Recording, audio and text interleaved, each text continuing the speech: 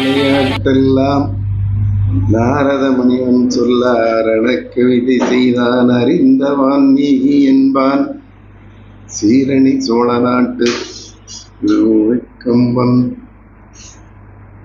தமிழினால் கவிதை செய்தான் ஆண்பாலும் தேனோ அரம்பை முதல் முக்கனியோ தேம்பாய உண்டு தெவிட்டு நருந்தீம்பாய் மறக்குமோ வெண்ணை வருசடையா கம்பன் இறக்கும் போதேனும் இனி அம்பிலே சிலையை நாட்டி அமரர்க்கென்ற முதம் ஈந்த தம்பிரான் என்னத்தானும் தமிழிலே தாலை நாட்டி கம்பநாடுடைய கோமான் கவி சக்கரவர்த்தி பார்மேல் நம்புவா மாலையாலே நரக்கும் இன்னமுதம் ஈந்தான் தராதலத்தில் உள்ள தமிழ் குற்றமெல்லாம் அறாவும் மரமாயிற்றன்றே ராவணன் மேல் அம்பு நாட்டாழ்வான் அடிபணி மாதித்தன் கம்பநாட்டாழ்வான் கவி. மாணவ செல்வங்களே, பெற்றோர்களே, ஆன்றோர் மற்ற உங்கள் அனைவருக்கும் கம்பன் கலைக்கூடத்தின் காலை வணக்கத்தையும் இங்கே வருகிற நம்பிக்கை எங்களுடைய பணிவான நன்றிகளையும் உங்களுக்கு உரித்தாக்கி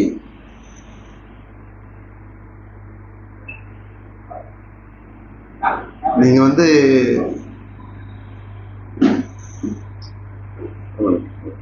ஐயா வணக்கம்.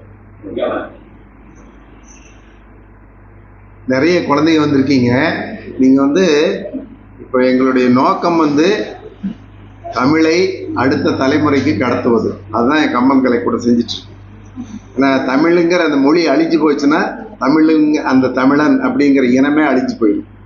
ஸோ அதுக்காக நாங்கள் எங்களால் என்ன செய்ய முடியுமோ அதை நான் செஞ்சிட்ருக்கேன். இது 6 வருஷமாக முடிஞ்சு இது 7வது ஆண்டாக 15 நாளைக்கு ஒரு தடவை இந்த மாதிரி இலக்கிய கூட்டம் ஏதாவது நடத்தி உங்கள் குழந்தைங்களெல்லாம் தமிழில் யார் ஃபஸ்ட் மார்க் வாங்குறாங்களோ அவங்களுக்கு அரசினர் பள்ளியில் படிக்கிற குழந்தைகளுக்கு மட்டும், கவர்மெண்ட் ஸ்கூலில் படிக்கிற குழந்தைகளை மட்டும் கூப்பிட்டு யார் யார் தமிழில் ஃபஸ்ட் மார்க் யார் யார் தமிழில் இன்ட்ரெஸ்ட் இருக்கோ அவங்களெல்லாம் ஊக்குவிக்கிற அந்த மாதிரி ஒரு வகையில். அப்புறம் முதல் மதிப்பெண், பள்ளியில் முதல் மதிப்பெண் பெற்ற மாணவர்கள். ஏன்னா அரசு குழந்தைகளுக்கு நம்ம ஏதாவது அவங்கள அடுத்த ஸ்டெப்புக்கு அடுத்த அடி எடுத்து வைக்கிறதுக்கு நம்மளால் என்ன செய்ய முடியுமோ அவங்களுக்கு கூப்பிட்டு அவங்களுக்கு ஒரு பாராட்டு பண்ணோம்னா அவங்க இன்னும் நல்லா படிப்பாங்க, வாழ்க்கையில் இன்னும் மேலே போவாங்க அப்படிங்கிற அந்த நோக்கத்தில் தான் நாங்கள் செயல்பட்டுருக்கிறோம். நான் உங்களுக்கு சொல்கிறது ஒரு திருக்குறள் ஒரு ஒரு நீங்கள் நிறைய 1330 திருக்குறளையும் நீங்கள் மனப்பாடம் பண்ண வேண்டாம். அது பிரயோஜனம் இல்லை. எனக்கு எல்லாம் தெரியும். 1330 குறளையும் நான் ஒப்பிக்கிற ஒரு பிரயோஜனம் இல்லை. நீங்கள் ஒரு 10 திருக்குறள் அல்லது 15 திருக்குறள் அதை மட்டும் தெரிஞ்சுட்டு அதில் வாழ்க்கையில் உங்களுக்கு எப்பப்பெல்லாம் தோன்றுதோ அப்பப்பெல்லாம் அதை பயன்படுத்தினீங்கன்னா உங்களுக்கு மிகப்பெரிய ஒரு என்ன சொல்கிறது, ஒரு ரைட் ஹேண்ட் மாதிரி. அது திருவள்ளுவர் அப்படி உங்களுக்கு எல்லா சமயத்திலையும் உதவிக்கரம் நீட்டுவார். நான் சொல்கிறேன் கேளுங்களேன். ஒரு 5-6 திருக்குறள் சொல்கிறேன் கேட்டுங்களேன். எண்ணிய எண்ணியாங்கு எய்துவர் எண்ணியர் திண்ணியராக பெரு. இதில் என்ன சொல்கிறார் திருவள்ளுவர் என்ன சொல்கிறாரு? நம்ம என்ன நினைக்கிறோமோ அதுவாகவே ஆகலாம். எப்போ ஆகலாம்? நம்முடைய எண்ணங்கள் திண்ணமாக இருந்தால்.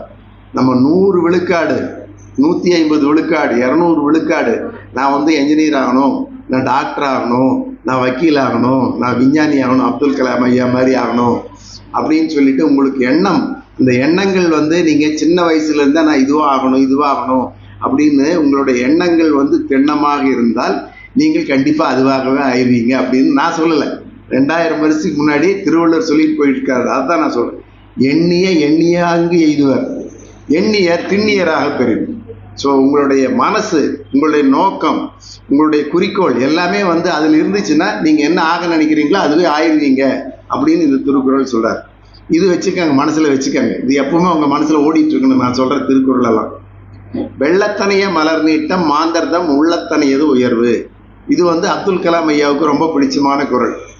முதல்ல சொன்ன குறள் எனக்கு பிடிச்சமானது. 2வது சொல்கிறது அப்துல் கலாம் ஐயாவுக்கு பிடிச்சமானது. வெள்ளத்தனைய மலர் நீட்டம் மாந்தர்தம் உள்ளத்தனையது உயர்வு.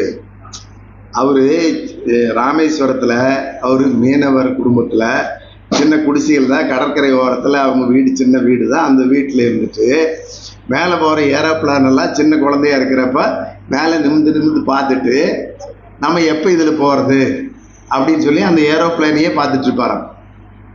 ஸோ அந்த மாதிரி எண்ணம் அவருக்கு அப்போவே வந்து சின்ன வயசுலேயே வந்திருக்கு, நம்ம ஏரோப்ளைனில் போகணும். அப்புறம் அதுதான் அணு விஞ்ஞானியே ஆகிறார். பின்னாடி வந்து வானத்தில் பறக்கணும் அப்படின்னு சின்ன வயசில் போட்ட வித்து தான் அவர் வந்து ராக்கெட் விடுற மாதிரி அணு விஞ்ஞானியாக மாறுறார். உலகமே போற்றுகின்ற அளவுக்கு ஒரு அணு விஞ்ஞானியாக, இந்தியாவினுடைய தரத்தை உயர்த்துகின்ற அளவுக்கு ஒரு விஞ்ஞானியாக மாறுறார். ஏன்னா சின்ன வயசில் வந்து அவர் கண்ட அந்த கனவு, வெள்ளத்தனைய மலர் நீட்டம் மாந்தரதம் உள்ளத்தனையது உயர்வு. இப்போ ஒரு குளத்துல வந்து தாமரைப்பூ இருக்கா, தாமரைப்பூ தான் நம்மளுக்கு பார்க்குறோம், கீழே கொடி வந்து நீளமாக இருக்குமா. எப்பப்பெல்லாம் குளத்துல வந்து தண்ணி மேலே மேலே வருதோ அது மேலே மேலே பூ வரும். எப்பப்பெல்லாம் தண்ணி கீழே போகுதோ வெயில் காலத்தில் அப்பப்பெல்லாம் அது அந்த தண்டு வந்து கீழே சுருண்டு சுருண்டு கீழே போய் கிடக்குமா. ஸோ வெள்ளத்தனைய வெள்ளம் உயர உயர எப்படி வந்து மலர் உயர்ந்து வருதோ அது மாதிரி நம்முடைய உள்ளம் உயர உயர நம்ம உயரத்துக்கு போவோம் அப்படின்னு சொல்றாரு திருவள்ளுவர். வெள்ளத்தனைய மலர் நீட்டம் மாந்தரதம் உள்ளத்தனையது உயர்வு. என்னுடைய உள்ள என்ன, நான் ஒரு டாக்டர் ஆகணும்னு கனவு காண்டிருக்கேன். ஆனால் அப்துல் கலாம் ஐயா என்ன நினச்சிருப்பாரு, நான் இந்த நாட்டுக்கு ஜனாதிபதி ஆகணும்னு நினச்சிருக்கேன். ஸோ அவருடைய உள்ளம் அப்படி, என்னுடைய உள்ளம் இப்படி. நம்முடைய உள்ளத்துக்கு தகுந்த மாதிரி நம்முடைய கனவுகள் நனவாகிறது. வெள்ளத்தனைய மலர் நீட்டம் மாந்தரதம் உள்ளத்தனையது உயர்வு. இன்னா செய்தாரை ஒருத்தல் அவர் நான நன்னயம் செய்துவிடல். இதான் காந்தியடிகள் வந்து டால்ஸ்டாய் கிட்ட இருந்து கத்துட்டார். காந்தியடிகள் தென்னாப்பிரிக்காவில் வந்து இருக்கிறப்ப இந்த இதையே வந்து படிக்கிற டால்ஸ்டாயினுடைய அந்த அந்த புஸ்தகத்தை படிச்சுட்டு இருக்கிறப்ப அவருக்கு இது எங்கேருந்து கற்றுட்டீங்கன்னு டால்ஸ்டாய்கிட்ட லெட்டர் எழுதி கேட்குறாரு. அப்போல்லாம் போனெல்லாம் கிடையாது, லெட்டர் எழுதி கேட்குறாரு. இந்த கருத்தை வந்து நீங்கள் எதிலிருந்து எடுத்தீங்க, அதாவது நமக்கு இன்னல் செய்தவங்களுக்கு நம்ம இன்னல் செய்யக்கூடாது, நான் நன்மையே செய்யணும்.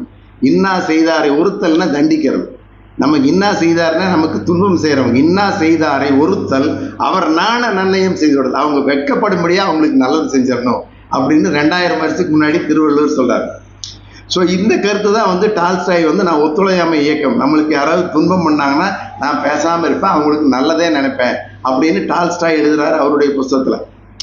ஸோ அதைத்தான் வந்து காந்திஜி படிச்சுட்டு நமக்கு ஒத்துழையாமை இயக்கம்னு பெரிய அந்த அந்த கருத்து தான் வந்து நம்ம நாட்டினுடைய சுதந்திரத்தையே பெற்றுக் கொடுத்து. இன்னா அந்த திருக்குறள் மட்டும்தான், இன்னா செய்தாரை ஒருத்தல் அவர் நான நன்னயம் செய்து விடல். நமக்கு வந்து வெள்ளக்காரங்க நம்மளை அடிக்கிறாங்க. திருப்பூர் எப்படி செத்தாரு, போலீஸ்காரங்க 20 பேர் சேர்ந்து அடிக்கிறாங்க, அவர் வந்து ஒன்றுமே செய்யலை, அவர் கீழே விழுந்து வந்தே மாதரம்னு சொல்லிட்டு செத்து போயிடுறாரு. ஸோ நமக்கு யாராவது துன்பம் கொடுத்தா கூட அவங்களுக்கு நம்ம துன்பம் செய்யக்கூடாது, நல்லதே செய்யணும் அப்படிங்கிறத அந்த திருக்குறள் சொல்றாரு வள்ளுவர். அதனால நீங்க குழந்தை இந்த மனசில் வச்சுக்கோங்க, இந்த மாதிரி திருக்குறள் எல்லாம். இன்னா செய்தார், நமக்கு யாராவது கெடுதல் செஞ்சாங்கன்னா நம்ம அவங்களுக்கு கெடுதல் பண்ணக்கூடாது என்ன சொல்லியிருக்காரு திருவள்ளுவர், நம்ம அவங்களுக்கு நல்லதுதான் செய்யணும், அவங்க வெட்கப்படும்படியாக நம்ம நல்லது செஞ்சிடணும் அப்படின்னு சொல்லியிருக்காரு. அவங்கள வெறுக்கக்கூடாது, அவங்க கூட சண்டை போடக்கூடாது, அவங்கள பகைவர்களாக நினைக்கக்கூடாது அப்படின்னு சொல்கிறார்.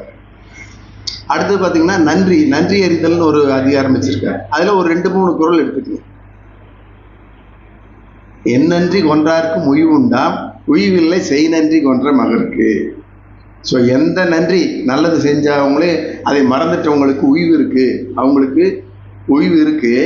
ஆனால் செய் நன்றி கொன்ற மகருக்கு உய்வு இல்லைங்கிறார். நமக்கு யாராவது நல்லது செஞ்சாங்கன்னா நம்ம அதை மறந்துட்டோம்னா நமக்கு உய்வு இல்லை, நமக்கு நல்லது நடக்காது, அது நம்ம மேன்மையானதல்ல அப்படின்னு திருவள்ளுவர் சொல்றார்.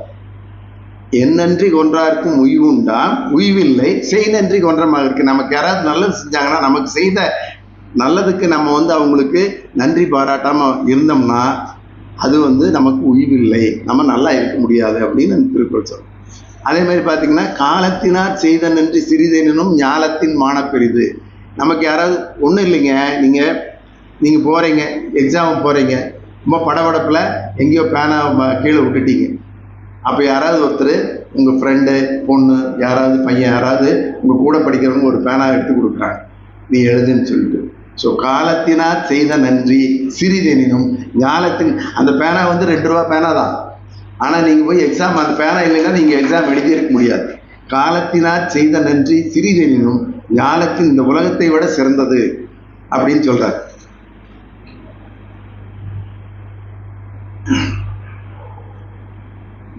அப்புறம் கோபம், இந்த பாருங்க கோபத்தை பற்றி சொல்றாரு திருவள்ளுவர். தன்னைத்தான் காக்கின் சினம் காக்க காவாக்கால் தன்னையே கொல்லும் சினம். இந்த திருக்குறள் எல்லாம் நீங்க மனசுல வச்சுக்கோங்க, உங்க வாழ்க்கையில் எல்லாமே நல்லா நடக்கும். தன்னைத்தான் காக்கின் சினம் காக்க காவாக்கால் தன்னையே கொல்லும் சினம். ஸோ நீ உன்னை பாதுகாத்துக்கணும்னா, நீ நல்லா இருக்கணும் அப்படின்னா என்ன செய்யணும்? உனக்கு கோபம் வரக்கூடாதுங்கிற. தன்னைத்தான் காக்கின் சினம் காக்க காவாக்கால். அப்படி நீ கோவப்பட்டுட்டே இருந்தீங்கன்னா, நான் சொல்றதை கேட்காம, திருவள்ளுவர் சொல்றார், நான் சொல்றதை கேட்காம நீ கோவப்பட்டுட்டே இருந்தீங்கன்னா தன்னையே கொல்லும் சினம். உன்னையே அந்த சினம் டெய்லி நீ கோவப்பட்டு நீ செத்து போயிடுவே. எப்படி தெரியுங்களா? இதைத்தான் நம்ம இப்போ ஸ்ட்ரெஸ்ன்னு சொல்றோம். இந்த பிரியா சொன்னாங்கல்ல, சின்ன குழந்தை கூட எனக்கு ஒரே ஸ்ட்ரெஸ்ஸாக இருக்குது, எனக்கு ஒரே டென்ஷனாக இருக்குது அப்படின்னு சொல்லுது. ஸோ என்ன ஆகுது நம்ம கோவப்படுறப்ப? இதெல்லாம் திருவள்ளுவர் எனக்கு ஆச்சரியமாக இருக்குது.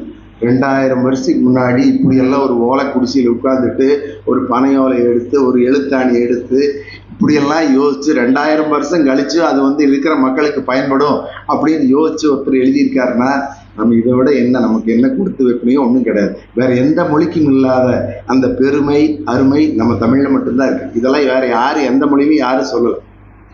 தன்னைத்தான் காக்கின் சினம் காக்க காவாக்கால் தன்னையே கொல்லும் சினம் அப்படிங்கிறாருன்னே அழிச்சிருங்கிறார். அப்பா என்ன நடக்குது தெரியுங்களா? நீங்க கோவப்பட்டீங்கன்னா நமக்கு உடம்புல அட்ரினலின் நாரட்ரினலின் 2 ஹார்மோன். அந்த கோவப்படுறப்ப அது சிம்பதட்டிக் நர்வஸ் சிஸ்டம்னு சொல்லி பிரெயின்ல இருந்து நமக்கு எல்லா பகுதிக்கும் அந்த நர்வ்ஸ் உள்ள கீழே எல்லா பகுதிக்கும் போகுது. நம்ம கோவப்படுறப்ப அந்த சிம்பதட்டிக் நர்வஸ் சிஸ்டம் ஆக்டிவேட் ஆகி அட்ரினலின் நாரட்ரினலின் ஹார்மோன் அட்ரினல் கிளாண்ட்ஸ்லேருந்து, அட்ரினல் கிளாண்ட்ஸ் நாளமில்லா சுரப்பியில் படிச்சிருப்பீங்க. ஸோ அவரை விதை வடிவத்தில் 2 கிட்னிக்கு மேலே அட்ரினல் கிளாண்ட் இருக்கு.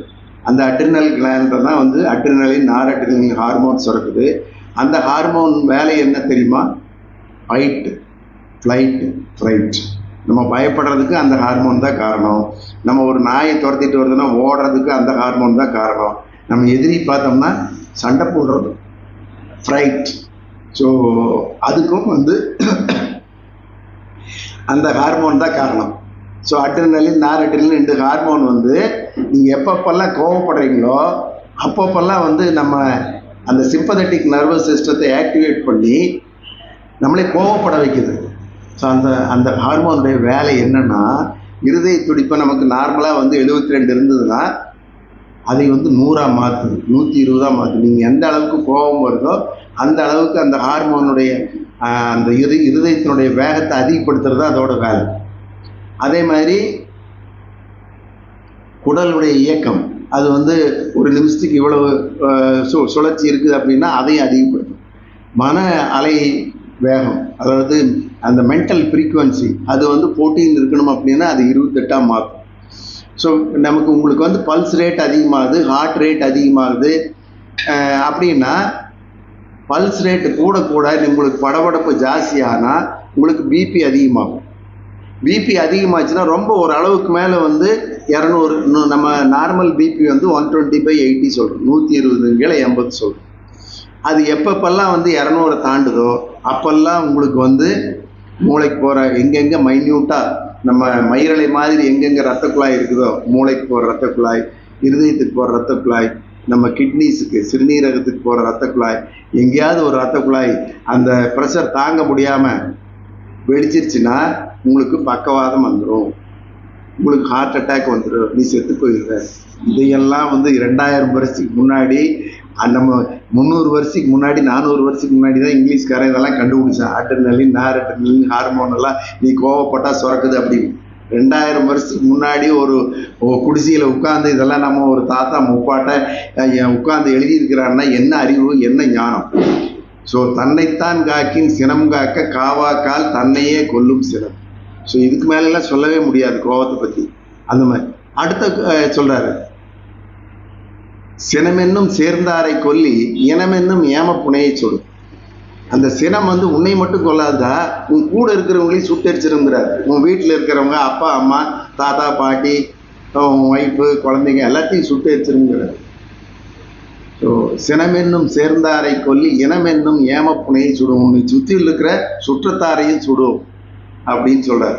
ஸோ அப்போ நம்ம என்ன பண்ணணும்? கோவப்படக்கூடாது. நம்ம கோவப்பட்டோம்னா நம்ம ஹார்ட் ரேட் அதிகமாகும், பல்ஸ் ரேட் அதிகமாகும், பிபி அதிகமாகும், ஹார்ட்டுக்கு போகிற பிளட் சப் ரொம்ப படபடன்னு இதய துடிப்பு வரும். ஸோ நம்ம என்ன பண்ணணும்? எப்பவுமே கோவப்படக்கூடாது. எந்த சூழ்நிலையும் நம்ம கோவப்படாமல் நம்மளை சாந்தமாக இருக்கிறதுக்கு நம்மளை பழகிக்கணும். தன்னைத்தான் காக்கின் சினம் காக்க காவாக்கால் தன்னையே கொல்லும் சினம். ஸோ இத்தனையும் அந்த 1.5 வரியில் எழுதி வச்சிருக்கார் திருவள்ளுவர். ஸோ இந்த மாதிரி நான் சொல்லிகிட்டே போகலாம் உங்களுக்கு. இந்த மாதிரி ஒரு 6-7 திருக்குறள் நீங்கள் படித்து, இனிய உளவாக இன்னாத குரல் கனி இருப்ப காய்க வந்துட்டு. நம்ம ஒரு காய் இருக்குது டேபிளில், அப்புறம் பழம் இருக்குது, நீங்கள் எதை போய் டக்குன்னு கையில் எடுப்பீங்க? பழத்தை தான் எடுப்பீங்க. அப்போ நீங்கள் இனிய சொற்களையே நீங்கள் சொல்லணும். காயாக இருக்கிற கடுமையான சொற்களை யார் மேலேயும் நீங்கள் பிரயோகப்படுத்தக்கூடாது. இனிய உளவாக இன்னாத கூறல் கனி இருப்ப காய் கவர்ந்தற்று. நீ கனி இருக்கிறப்ப எதுக்குடா நீ காய போய் திங்கிற? நீ இனிய சொற்கள் இருக்கிறப்ப நீ இதுக்கு கடுமையான சொற்களை நீ தேர்ந்தெடுக்கிற அப்படின்னு சொல்ற. ஈதல் இசைவட வாழ்தல் அது வல்லது ஊதியம் இல்லை உயிர்க்கு. ஈதல் இசைவட வாழ்தல். நம்ம இந்த சமுதாயத்தில் நம்ம ஒரு அங்கம், நம்ம ஊரோட ஒத்துதான் நம்ம வாழணும். ஸோ அப்படி இருக்கிறப்ப ஈதல் இசைவட வாழ்தல்னா எல்லாத்துக்கூடையும் நம்ம சேர்ந்து இருக்கணும், நம்ம சந்தோஷமா இருக்கணும், மகிழ்ச்சியா இருக்கணும். ஈதல் இசைவட வாழ்தல் அது வல்லது ஊதியம் இல்லை உயிர்க்கு. உனக்கு ஒரு சிறப்பு கிடையாது, உனக்கு ஒரு மேன்மை கிடையாது. நீ எல்லாத்துக்கூடையும் சந்தோஷமா சேர்ந்து இருக்கணும். அப்படின்னா செல்வர்க்கு அழகு ஈவது. செல்வர்க்கு அழகு ஈவது. உங்ககிட்ட இருக்கிறத இல்லாதவங்களுக்கு நீ கொடுத்து பகிர்ந்து கொடுத்தீங்கன்னா அதுதான் உண்மையான வாழ்க்கை, அதுதான் சிறந்த வாழ்க்கை. ஈதல் ஈதல்னா கொடுக்கறது, இல்லாதவங்களுக்கு நம்ம கிட்ட இருக்கிறத கொடுக்கறது. ஈதல் இசைப்பட வாழ்தல் அது வல்லது ஊதியம் இல்லை உயிர்க்கு. இந்த மாதிரி தொட்டனை தூறும் மணற்கேணி மாந்தர்க்கு கற்றனை தூறும் அறிவு. இதெல்லாம் நான் உங்களுக்கு இதெல்லாம் சொல்லணும்னு மனப்பாடம் பண்ணிட்டு வரல. என் மனசில் இப்போ என்ன தோணுதோ அதை சொல்லிட்டு.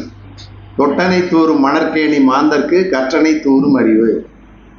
ஸோ நீங்கள் எவ்வளவு மணலில் தோண்ட எப்படி தண்ணி ஊற்று மாதிரி வந்துட்டு இருக்குதோ அது மாதிரி நீங்கள் எந்த அளவுக்கு பிற நூல்களை, பாடநூல்களை தவிர வேறு நல்ல அருமையான நூல்களை தேர்ந்தெடுத்து நீங்கள் உங்களுடைய பிரியா சொன்னாங்கள, உங்களுடைய நேரத்தை டிவியிலும் செல்போனிலும் செலவிடுவதற்கு பதிலாக நீங்கள் நல்ல நூல்களை கற்றுக்கொண்டால் அது உங்களுக்கு உண்மையான தோழன், உண்மையான நண்பன். தொட்டனை தூறும் மணற்கேணி மாந்தர்க்கு கற்றனை தூறும் அறிவு. நீங்கள் எந்த அளவுக்கு புத்தகங்களை எல்லாம் படிக்கிறீங்களோ அந்த அளவுக்கு தான் உங்களுக்கு அறிவு. இந்த மாதிரி ரொம்ப நிறைய திருக்குறள் உங்களுக்கு தெரியும். அன்பிலார் எல்லாம் தமக்குரியர், அன்புடையர் என்றும் உரியர் பிறருக்கு. ஸோ அன்பு இருக்கிறவங்க தங்களுடைய எலும்பை கூட மற்றவங்களுக்காக கொடுத்துருவாங்க. அன்பு இல்லாதவங்க தான் தனக்குன்னு எல்லாம் சேர்த்து வச்சுட்டே இருப்பாங்க. அன்பிலார் எல்லாம் தமக்குரியர், அன்புடையர் என்பும் உரியர் பிறருக்கு. இந்த மாதிரி ஒரு 10-15 திருக்குறள் உங்களுக்கு எந்த திருக்குறள் பிடிக்குதோ, நான் சொன்னது இல்லாமல் உங்களுக்கு எந்தெந்த திருக்குறள் அதையெல்லாம் ஒரு லிஸ்ட் போடுங்க. ஒரு 20 திருக்குறள் எழுதி வச்சுக்கோங்க இன்னைக்கு. ஸோ அதை மட்டும் நீங்கள் ஒரு வாரத்துக்கு ஒரு தடவை நீங்கள் எப்பாவது மனசு சோர்வாக இருக்கிறப்ப நீங்கள் என்னால் படிக்க முடியல, எனக்கு ஒரு மாதிரியாக இருக்குது, என்னால் கான்சென்ட்ரேட் பண்ண முடியல இப்படின்னு நினைக்கிறப்பெல்லாம் அந்த திருக்குறள் மட்டும் எடுத்து பாருங்க. ஊழையும் உப்பக்கம் காண்பர் உழைவின்றி தாளாது முயற்றுபவர். ஸோ நம்ம ஊழ்வனை கூட மாற்றிடலாம் நம்ம முயற்சி இருந்துச்சுன்னா. ஊழையும் உப்பக்கம் காண்பர் உழைவின்றி தாளாது முயற்றுவர். நீங்கள் கண்டினியூஸாக தொடர்ந்து அதை நோக்கியே பயணம் பண்ணிகிட்டே இருந்தீங்கன்னா, நான் ஒரு தடவை இந்த தேர்வில் நான் மார்க் கம்மியாக வாங்கிட்டேன்னா பரவாயில்ல, நான் அடுத்த தேர்வில் நான் இன்னும் நல்ல மார்க் வாங்குவேன், நான் அடுத்த தேர்வில் இன்னும் நல்ல மார்க் வாங்குவேன், நான் 3rd ரேங்க் வந்துட்டேன், 4th ரேங்க் வந்துட்டேன், 5th ரேங்க் வந்துட்டேன், இல்லை அடுத்த தடவை நான் ஃபஸ்ட் ரேங்க் வாங்குவேன், ஸ்கூலில் ஃபஸ்ட்டு மதிப்பெண் வாங்குவேன். ஸோ இது ஊழையும் உப்பக்கம் காண்பர் உழைவின்றி தாளாது முயற்றுவோர். அதை நோக்கியே கண் துஞ்சார் பசி நோக்கார் தத்தம் கருமமே கண்ணாயினார். ஸோ உங்களுடைய நோக்கு இலக்கு அப்படி இருந்துச்சுன்னா நீங்கள் பசி நோக்க மாட்டீங்க, தூக்கம் வராது உங்களுக்கு. அப்படி உங்களுடைய நோக்கத்திலேயே குறிக்கோளாக இருந்தீங்கன்னா படிப்புலேயே இப்போ நமக்கு கவனம் 2 தான் இருக்கணும். செல்ஃபோனில் இருக்கக்கூடாது. ஒன்று வந்து படிப்பு, இன்னொன்று விளையாட்டு. ஸோ உங்களுக்கு ஓய்வு நேரம் கிடைச்சதுன்னா காலை எழுந்தவுடன் படிப்பு, பின்பு கனிவு கொடுக்கும் நல்ல பாட்டு, மாலை முழுதும் விளையாட்டு என்று வழக்கப்படுத்தி கொள்ளு பார்ப்போம். நீங்கள் வந்து மாலை முழுதும் வேண்டாம். நீங்கள் வந்து ஸ்கூல்லேருந்து வந்த உடனே பையை வச்சுட்டு உடனே டிவி போகக்கூடாது, செல்ஃபோன் தேடக்கூடாது. நீங்கள் வெளியில் போய் பக்கத்தில் இருக்கிற ஃப்ரெண்ட்ஸ் யாராவது 2-3 பேர் இருந்தாங்கன்னா ஒன்றா சைக்கிள் இருந்ததுன்னா சைக்கிள் ஓட்டணும், பந்து இருந்ததுன்னா பந்து விளையாடலாம். ஸோ எதையாவது ஒரு எக்ஸசைஸ், ஸ்கிப்பிங், நான் யாரும் இல்லை பக்கத்தில், நெய்பர்ஸ் எல்லாம் ஒருத்தர் இல்லை பக்கத்தில், ஸ்கிப்பிங் பண்ணலாம். ஸோ எதையாவது ஒரு எக்ஸசைஸ் பண்ணணும். டெய்லியும் வந்து நீங்கள் ஏதாவது ஒரு எக்ஸசைஸ், நீங்கள் நடக்கலாம், சைக்கிள் ஓட்டலாம், ஸ்கிப்பிங் பண்ணலாம், யோகா பண்ணலாம், எது வேணால் பண்ணலாம். ஆனால் தினம் ஒரு 1/2 மணி நேரம் வந்து நீங்கள் உடல் நலனத்துக்காக. நம்ம வாழ்க்கையே பார்த்திங்கன்னா ஒரு 3 நோக்கி தான் இருக்கும். ஒன்று வந்து வெல்த்து. நம்ம எதுக்கு நல்லா படிக்கிறோம்? நம்ம நிறைய பணம் சம்பாதிக்கணும், நம்ம நல்லா வேலைக்கு போகணும், நிறைய பணம் சம்பாதிக்கணும், வெல்த்து. அப்புறம் ஹெல்த்து. நம்ம வந்து நம்ம என்ன பணம் எல்லாமே இருந்து என்ன பிரயோஜனம்? 100 பவுன் நகை இருக்குது, கார் இருக்குது, வீடு இருக்குது, பங்களா இருக்குது. ஆனால் நம்மளால் எனக்கு டயபெட்டிஸ் இருக்குது, பிபி இருக்குது, ஹார்ட் அட்டாக் இருக்குது, நம்ம போய் கிட்னி ப்ராப்ளம் இருக்குது, நம்ம போய் டயாலிசிஸ் பண்ணிகிட்ருக்கிற வாரத்துக்கு 2 தடவை. என்ன பிரயோஜனம்? ஒரு பிரயோஜனம் கிடையாது. So wealth, health, relationship. So இது 3 தான் முக்கியம். நம்ம வீட்டில் இருக்கிறவங்க கூட, நம்ம தாத்தா பாட்டி கூட நல்லா அவங்கள நல்லா வச்சுக்கிறோமா, நம்ம அப்பா அம்மாவை கூட நல்ல ரிலேஷன்ஷிப்பில் இருக்கிறோமா, நம்ம ஆசிரியர்களை நம்ம மதிக்கிறோமா. ஸோ மாதா பிதா குரு தெய்வம். ஸோ அன்னையும் பிதாவும் முன்னறி தெய்வம். ஸோ இதெல்லாம் மனசில் உங்களுக்கு இருக்கணும். அப்படின்னா நீங்கள் வாழ்க்கையில் எங்கேயோ போயிடுவீங்க.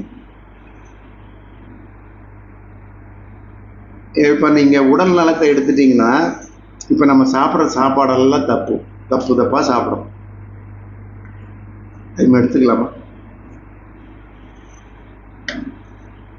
நம்ம சாப்பிட்ற சாப்பாட்டை வந்து 3ஆக பிரிச்சுக்கலாம். நீங்கள் குழந்தைங்க இருக்கிறதுனால நீங்கள் வந்து 5ல் விளையாது, 50ல் விளையாது. அதனால் நான் உங்களுக்கு இப்போவே வந்து ஒரு சிலதெல்லாம் வந்து நான் சொல்லணும்னு நினைக்கிறேன். ஏன்னா இதெல்லாம் டேக் ஹோம் மெசேஜ். நான் சொல்கிற திருக்குறள், நான் உங்களுடைய உடல் நலத்துக்காக சொல்கிறது எல்லாம் வந்து நீங்கள் எடுத்துட்டிங்கன்னா நீங்கள் வாழ்க்கையில் எங்கேயோ போயிடுவீங்க.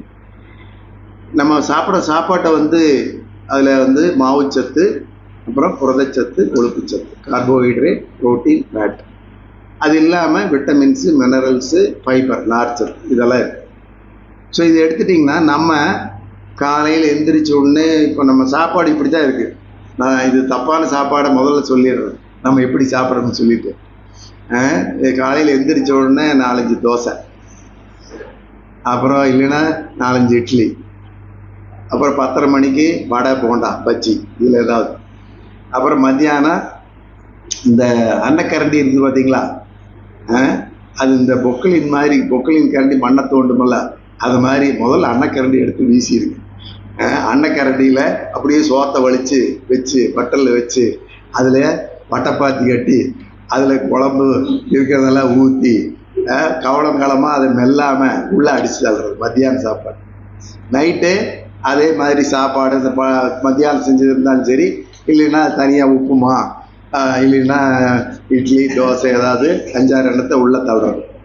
நடுவில் போகிற இடத்துல வந்து என்ன கை கிடைக்குதோ, இப்போ கண்ணில் பட்டதெல்லாம் வாங்கி உள்ள இது இந்த வாஷிங் மிஷின் மாதிரி உள்ளே தள்ளுறது எல்லாத்தையும்.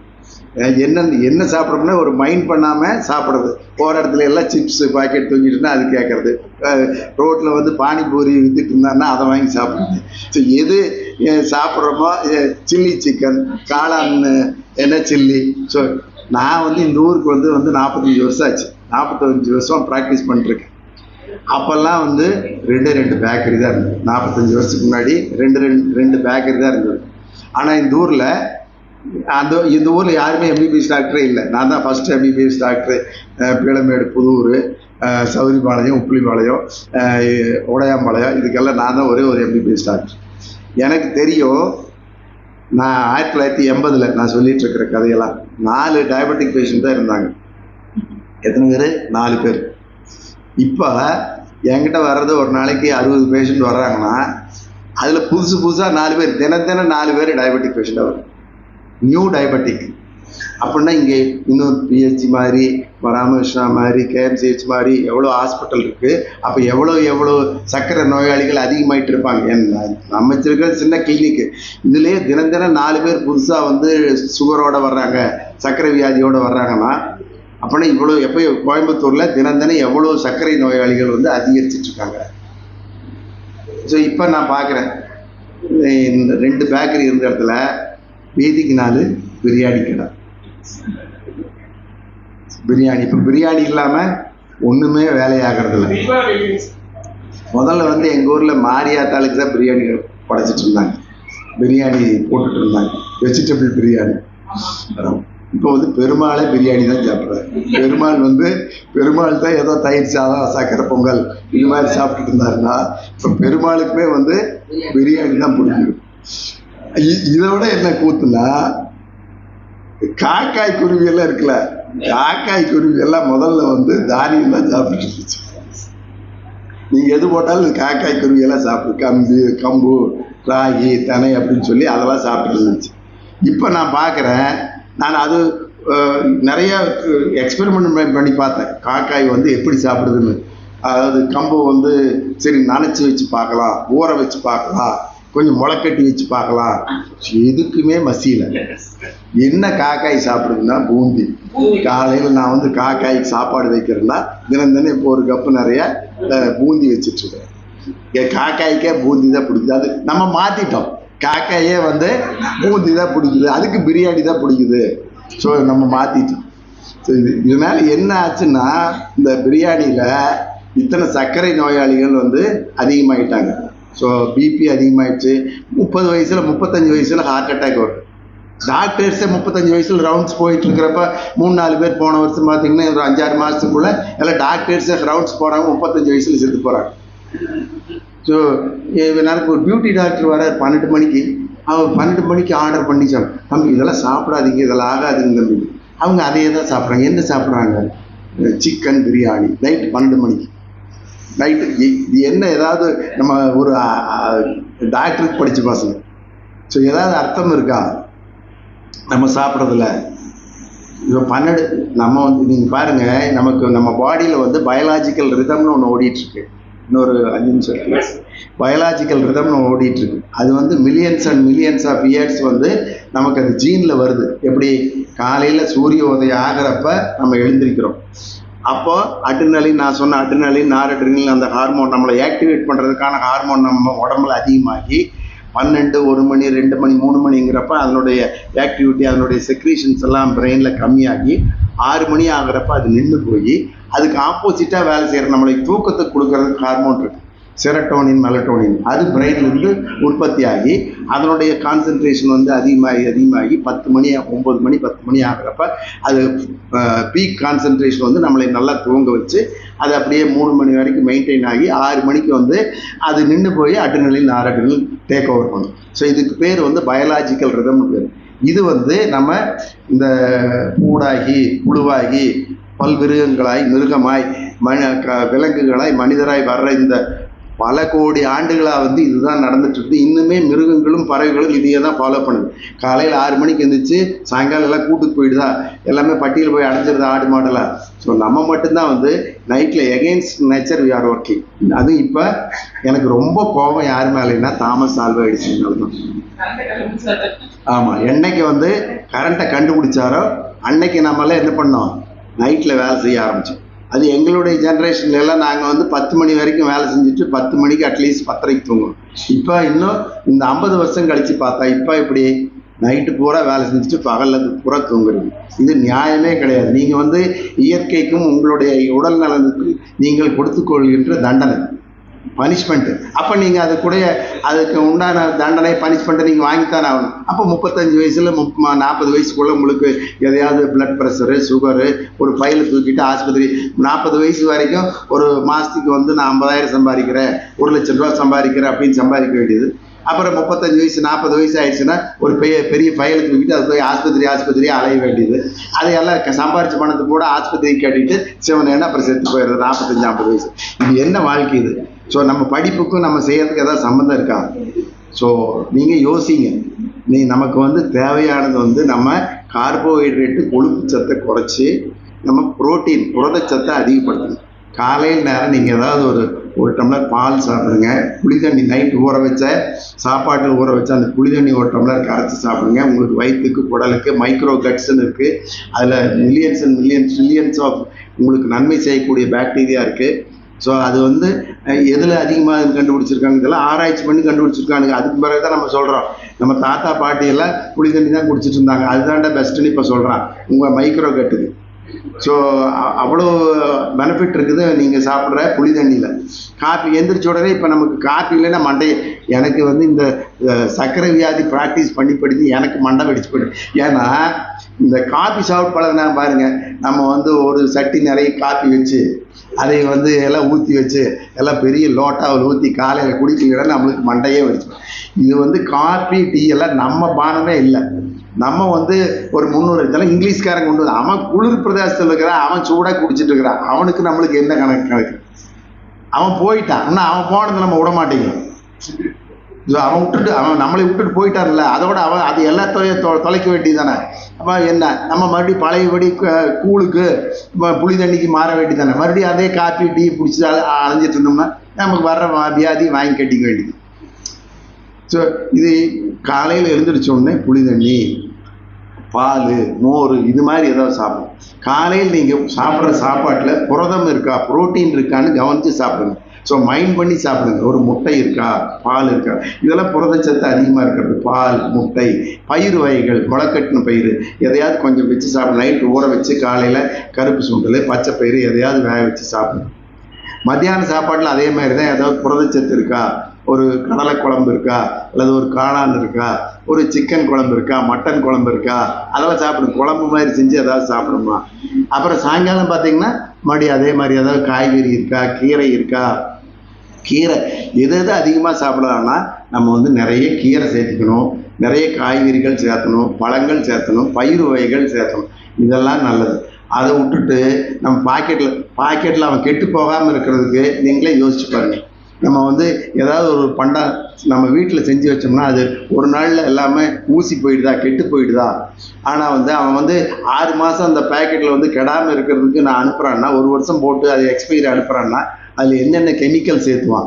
அது வந்து வாழ்நாள் நீட்டிக்கிறதுக்காக ஒரு கெமிக்கல் சேர்த்துவானா, உங்கள் கண்ணெல்லாம் பறிக்கிற மாதிரி கலர் போடுறதுக்கு அதுக்கு ஒரு கெமிக்கல் சேர்த்துவானா, அப்புறம் அது நெகிழித்தன்மை கொடுக்கறதுக்கு அதுக்கு ஒரு கெமிக்கல் சேர்த்துவானா.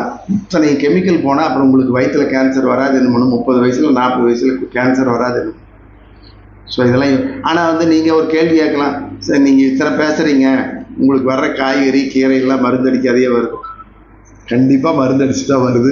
அவங்கவுங்க வீட்டில் ஏதாவது இடம் இருந்துச்சுன்னா ஒரு 4 கீரை ஒரு கீரை வச்சுக்கோங்க, எதையாவது சுக்கிட்டி செடி வச்சுக்கோங்க, ஒரு தக்காளி நாற்று வச்சுக்கோங்க, ஒரு கத்திரிக்காய் செடி வச்சுக்கோங்க. வீட்டு தோட்டத்தில் பயன்படுத்தினீங்கன்னா ரொம்ப ரொம்ப நல்லது. ஸோ நீங்கள் இருந்து கேட்டதுக்கு ரொம்ப நன்றி. வணக்கம்.